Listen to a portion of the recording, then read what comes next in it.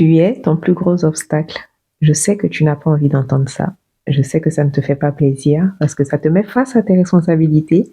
Mais je te le redis encore une fois, tu es ton plus gros obstacle. Dernièrement, je me suis découvert une passion pour le batch cooking, cette habitude qu'on a de cuisiner des repas en avance. Autant te dire que quand ça a commencé à être très à la mode sur les réseaux, ça m'a un peu dérangée dans la mesure où, dans mon éducation, on mange la nourriture qu'on a cuisinée le jour même.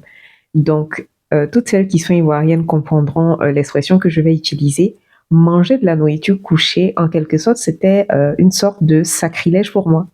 Je me suis dit, ah, mais ça va pas être, ça va être bizarre de préparer la nourriture, de stocker pendant plusieurs jours avant de manger. Est-ce que ça sera toujours frais? Après, j'ai utilisé comme excuse le fait que je n'ai pas de Tupperware aussi beau que ceux qu'on voit sur les réseaux, tout en verre avec les couvercles en bois. Je pense d'ailleurs investir dedans, mais pour le moment, je me suis rendu compte que j'étais mon plus gros obstacle en me trouvant des excuses tout simplement. Donc, depuis la semaine dernière, j'ai commencé petit à petit. Donc, samedi et dimanche dernier, j'ai fait les repas jusqu'à mercredi, je crois. Donc, j'ai cuisiné pour 4-5 jours et je me suis rendu compte que ça m'avait donné un temps fou. J'étais plus libre. Les routines du soir étaient plus allégées dans la mesure où à 19h30, le repas était déjà posé sur la table. Pour certains accompagnements comme la tické ou la loco, j'ai fait 15-20 minutes avant qu'on ne mange et je peux vous dire que ça a changé toute ma routine du soir.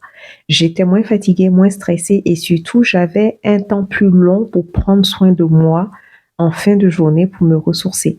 Donc, je voudrais te dire aujourd'hui que tu as ton plus gros obstacle. C'est pas les autres, c'est pas les circonstances de la vie, mais en général, c'est nous-mêmes qui nous mettons des bâtons dans les roues, qui nous mettons des freins. Donc aujourd'hui, j'aimerais t'inviter à te poser, à réfléchir à cette chose que tu reportes depuis tellement longtemps et surtout à oser agir tout simplement. Ça peut commencer par le batch cooking, ça peut commencer par ta routine, ça peut commencer par le journaling. C'est des petites choses du quotidien, mais agis juste aujourd'hui, passe à l'action.